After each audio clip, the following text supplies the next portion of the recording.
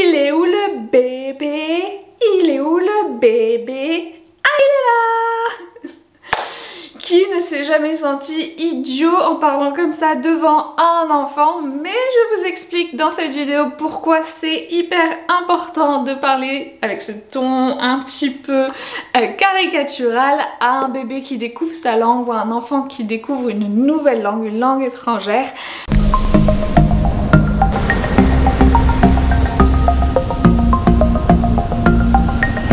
Juste avant de commencer, si tu n'es pas encore abonné à ma chaîne, je t'invite à le faire. Tu peux aussi activer la cloche pour recevoir les notifications des vidéos que je publie. Tu peux aussi me suivre ou me contacter sur Instagram. Sache aussi que j'ai un site internet, je te mets le lien. Tu peux y retrouver des ressources, des formations, des témoignages de profs dans le monde, alors n'hésite pas. On parle aujourd'hui de ce ton très spécifique, on va dire, qu'ont notamment les mamans quand elles parlent à leur bébé, qui est vraiment quelque chose de reconnaissable. On fait vraiment attention à comment on parle.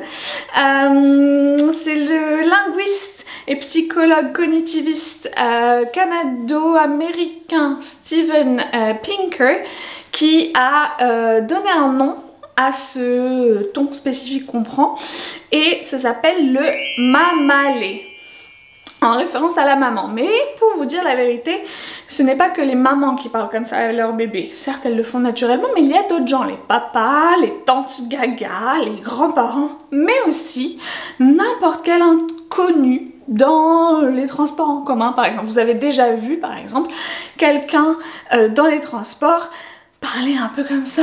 Eh bien, comment il va le bébé aujourd'hui? Qu'est-ce qu'il a fait? À un enfant qu'il ne connaissait pas dans la rue, dans les transports. Eh bien, parce que toute personne qui a un petit peu d'empathie le fait naturellement. On est programmé pour, et tant mieux, parce que c'est comme ça que l'enfant arrive à déchiffrer le langage. Donc pourquoi est-ce que c'est absolument essentiel de parler le mamalé? Parce qu'en fait l'enfant, donc le bébé, quand il découvre sa langue maternelle, sa ou ses langues maternelles, ou alors l'enfant quand il découvre une nouvelle langue, une langue étrangère, il entend le flux de paroles, le langage comme un flux de paroles continu, et il n'arrive pas à isoler les mots. En fait, si on lui dit maman est très heureuse, bah pour lui c'est un fil continu quoi, il a du mal à isoler les mots, à isoler les unités de sens. Donc en fait prendre ce ton, ça lui permet de pouvoir isoler les unités de sens, donc comprendre le sens, d'en extraire aussi des statistiques pour la grammaire par exemple, et de saisir l'intonation de la langue. Souvent vous avez peut-être remarqué autour de vous, vous avez peut-être été en contact avec un enfant qui dit le navion. Parce qu'en fait il a du mal à isoler les mots, surtout avec le français qui fait des liaisons. Donc à comprendre qu'un avion c'est un avion, donc il dit le navion. Et en fait donc parler ce mamalé, ça lui permet vraiment de comprendre ce qui relève du mot, de l'unité de sens, quel mot est accentué, quelles intonations sont mises dans quel contexte, et à partir de ça il fait des statistiques et il s'approprie la langue, parce qu'en fait il se base sur les propriétés rythmiques et mélodiques d'une langue. Donc le mamalé est vraiment the way to learn. Alors, quand on dit parler le mamalé, donc articuler bien, emphasize, accentuer les intonations, les syllabes, on lui permet vraiment de décortiquer les syllabes. C'est exceptionnel. En plus, quand on parle mamalé en général, on est yeux dans les yeux avec l'enfant. Donc, ou alors on fait des gestes, je vous disais là tout à l'heure je faisais le jeu comme ça, vous pouvez faire du pointage qui aide encore à la compréhension. Donc c'est vraiment un must do, c'est exceptionnel. Par contre quand on dit parler le mamalé, ça veut pas dire parler le bébé. Parfois on peut avoir tendance à simplifier son langage et à répéter un petit peu. L'enfant il n'arrive pas au mot directement, il passe par des répétitions de syllabes. Souvent il dit tuture, susu, avant de bien prononcer le mot. Bah nous, faut pas qu'on fasse pareil. On décortique, mais on ne sursimplifie pas. C'est-à-dire qu'on va faire des phrases simples, mais avec les vrais mots. On va pas lui dire, on oublie, on bannit elle est où la tuture de bébé? Non. Elle est où ta voiture? Mon chéri, bébé, elle est où ta voiture? I don't know.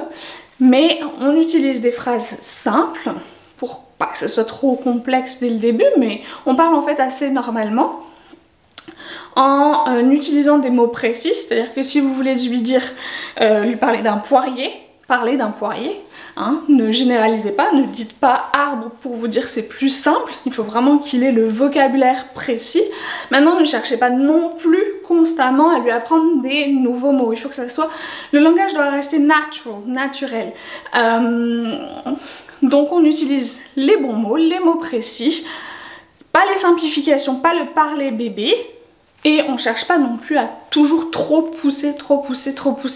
Vous allez le faire naturellement, il va acquérir le langage nouveau au fur et à mesure de vous entendre, d'entendre l'environnement autour.